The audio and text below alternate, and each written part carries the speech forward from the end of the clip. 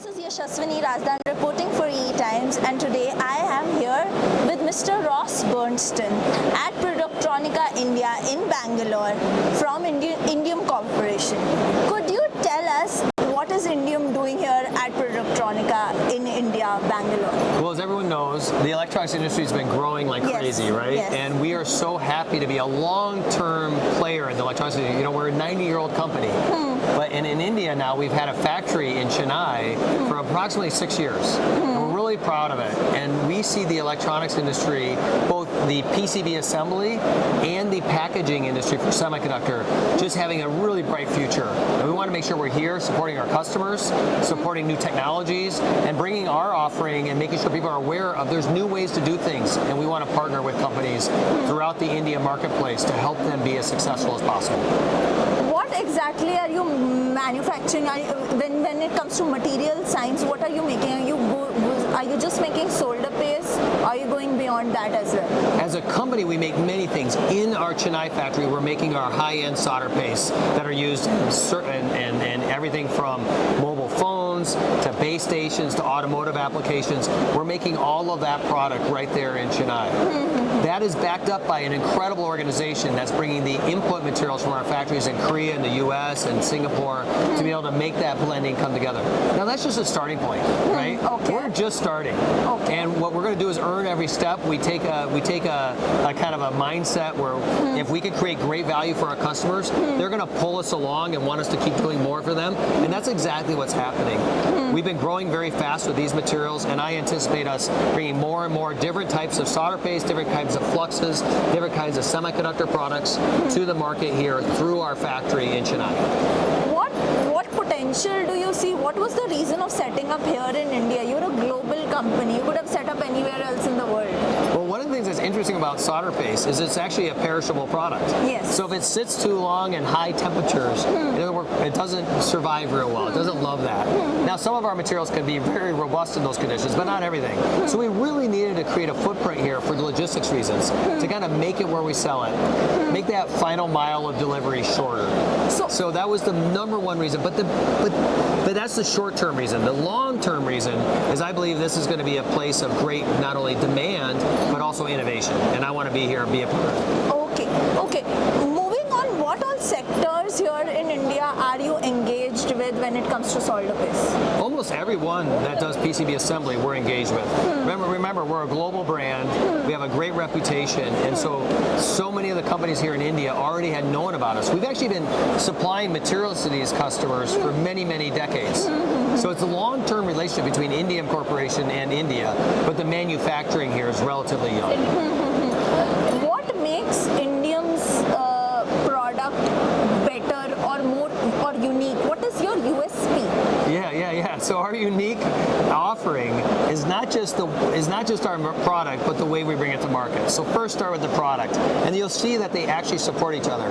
Our products themselves are almost all developed in collaboration with a customer with a real problem. And what we find is once you solve one customer's problems, there's many customers that have that same problem, so they value that understanding of their concerns, their challenges, and they then want to use those materials. We see that in many of our materials. For example, our Dirt Fuse LT, which is a great material for low temperature soldering but also increasing reliability, was developed exactly doing that, helping a customer bring a product to market that they had no other way to assemble.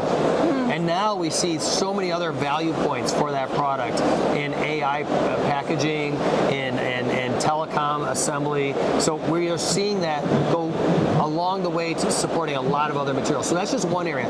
We develop materials with customers, and then they support more customers. And then, maybe just as important, we bring our engineers with that product to our customers to help them really know how that material can be used, how to integrate it with their assemblies, how to optimize their lines for high reliability, and that ability to be with them from one engineer to another, plus have the material that has the innate capabilities combines to make something that's really unique.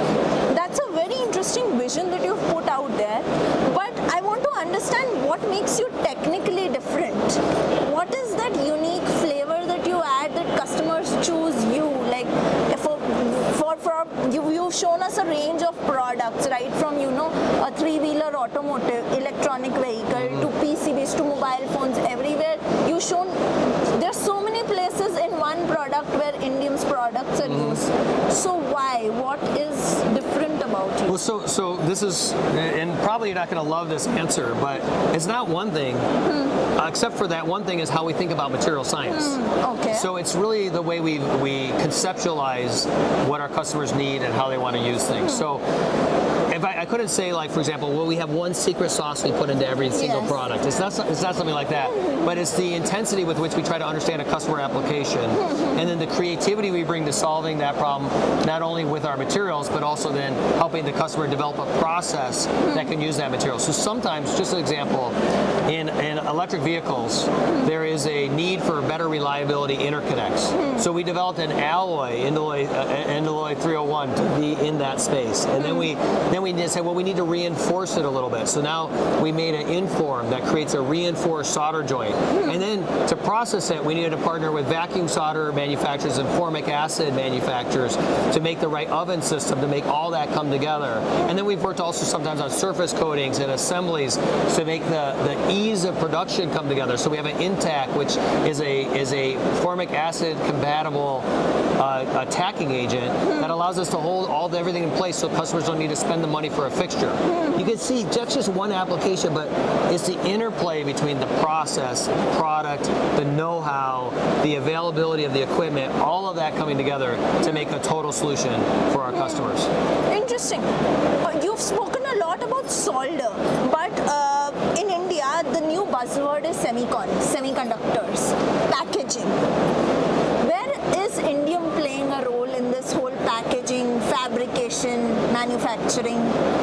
Where is it placed? Oh, all over the place. So a semiconductor, like we've all seen pictures on the TV of a wafer, right? Yes, yes. And that wafer has all these little dies on it. And you're like, oh, that's a semiconductor.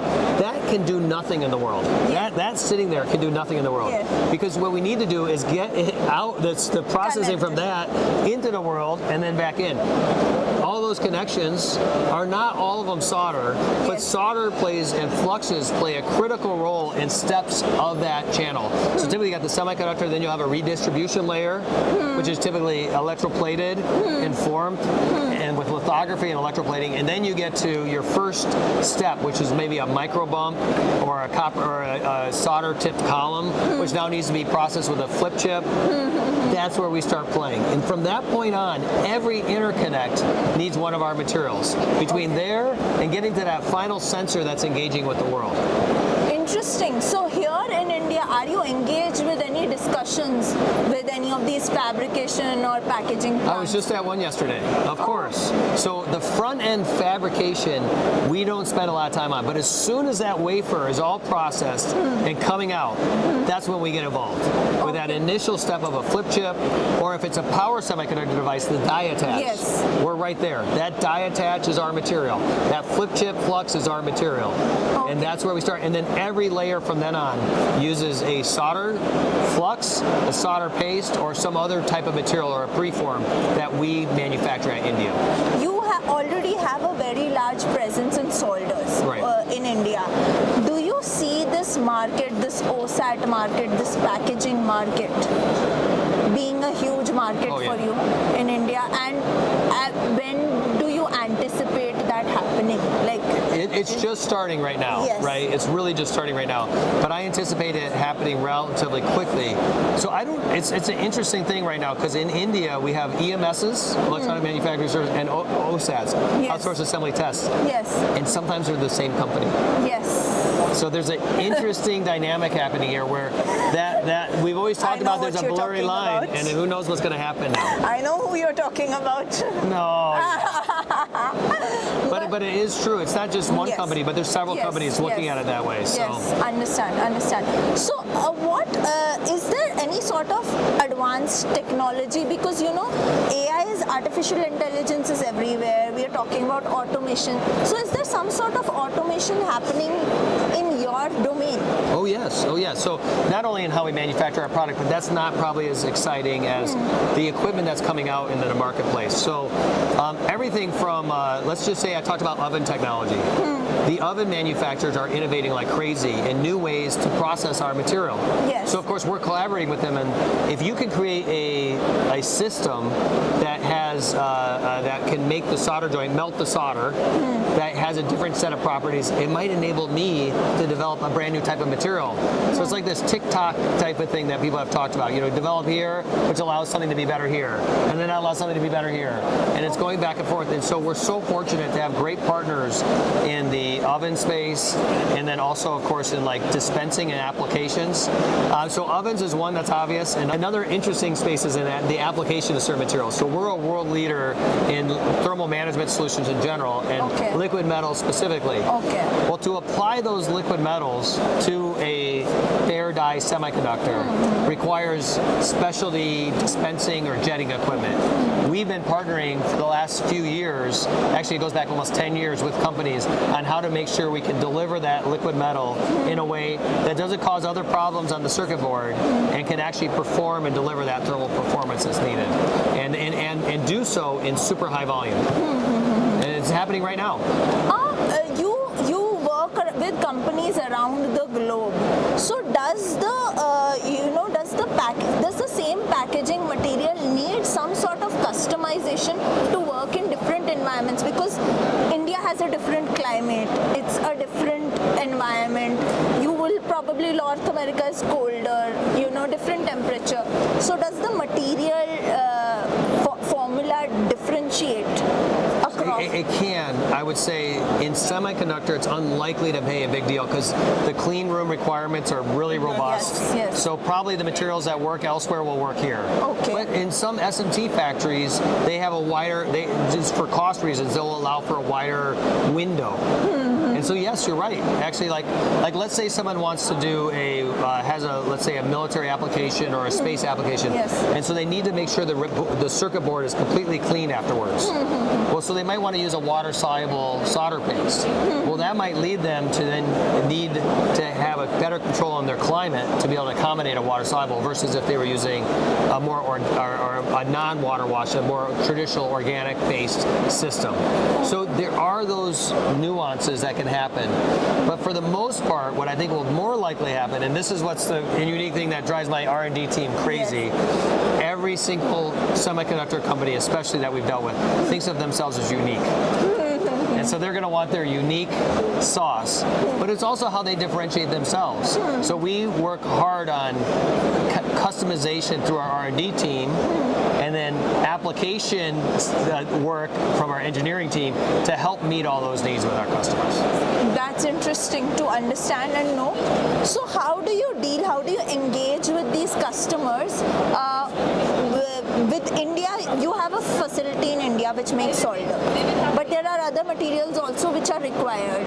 So does the facility over here act also as a sales and service center? Oh, absolutely. Yeah, my incredible sales and technical team here is trained on all of our products. I mean, so we only make, so the products we're making currently in India are only a fraction of our total offering to India. And we're so excited about, like, I think the e-mobility here in India is going to be massive. Some of the products some will be making in our factory, but some of them we're going to make in other factories and bring in here and support our customers with them. So we're excited to do that. We would be ashamed not to bring our full know-how to the India market. And how do you mentioned in the press briefing that and earlier also you mentioned that it's important, proximity is important because you're dealing with materials which get affected with temperature, climate changes. So how do you ship these materials which are not available here in India? So the ones that we're shipping from out of India, for the most part, are very stable. So everything has a different stability. I got to take you back to chemistry class in the Arrhenius equation. But everything reacts a little bit at all the time. And then as you raise temperature, some reactions really pick up. So that's one of the aspects that we have to make sure we understand with our materials. The other thing is some of our materials have basically most metals will create an oxide layer on them, and some metals will self-passivate. So they create a passivation layer, which means they won't keep reacting. And so if we can get to that point, it's stable, and we can still use that material, no problem. So we have some clever things we do to make sure our materials are getting to our customers around the world in a fashion that they can use them. You also mentioned that you have an incredible sales and support team which is fully trained on all your materials that you're handling. So do you believe that that team could grow into an R&D team over here? Oh in yeah, India? definitely. Sometime in the future, I could see us having an R&D team here. I mean, it's early day. It's still a little early for us to say that right now, but absolutely, I could see that happening. And what are the factors would you consider to make that decision? What is required here? What is the lack in this ecosystem? Well, one is just the scale of the business. The scale is just still growing, right? So it's you compare the scale here and the dynamism here. It's very dynamic, but it's still just trying to get the next lines going. So once we get to, and I think one of the key things is when we start doing more design in India, then they'll be in a position to do development work on new materials. So if most of the design is coming from other parts of the world, and then we're assembling it and manufacturing it and doing the SMT here or the packaging here, but the package design happens somewhere else, or the PCB assembly layout happens somewhere else. There's a limit to how much innovation we can bring. But once we start doing more design here and the scale of the market, then it makes a lot of sense. And then there's one last critical factor, which I feel already very good about in India, is the willingness to collaborate. Okay. If a customer wants a new material, but they say it has to be perfect at the first try, it's very hard to, it's hard to do a partnership on that. You really need people who are willing to, say, hey, we're gonna work through this together, we're gonna fail together, but we're gonna always learn. We're not gonna repeat the failures, right? If we have a failure, we're gonna learn from it and go on. And Indium right now has a long history of doing that development, of getting a minimally viable product to a customer, having them tussle with it with us, and then we iterate and we bring another material to them, and we do that, I think, better than anyone in the industry. Are you also engaging with academia at any level in India? Oh yeah, sure. For R&D? Yeah, the universities here are fantastic. I mean, one of India's exports is super talented people, right? So all over the world. So I've had the blessing to work with some of the best technical people around the world that are from India. And so that root of that is the university system here in India. And I just see we are already partnering with a few of the IIT campuses, IISC, and a few others. And then there's also a couple consortiums we're involved in. All of those are getting us into that university ecosystem on development and research. It's really fun. Do you also, when you talk about development and research and engaging with universities, do you also participate in curriculum development, enhancement, skill training initiatives? We have in the U.S. We haven't yet here in India, but I look forward to doing that. So if someone sees this video and is interested in that, I'd welcome you to call me. We do those kind of partnerships in the U.S. right now, which is our main footprint, right? That's where we've been for 90 years, so it's natural. But we want to bring that know-how to our other sites around the world, not just India, but also in Malaysia, in Singapore. We're already starting to do that also, and also in China we do that too. So it's a part of our culture to do that, and we will do that for sure in India. I would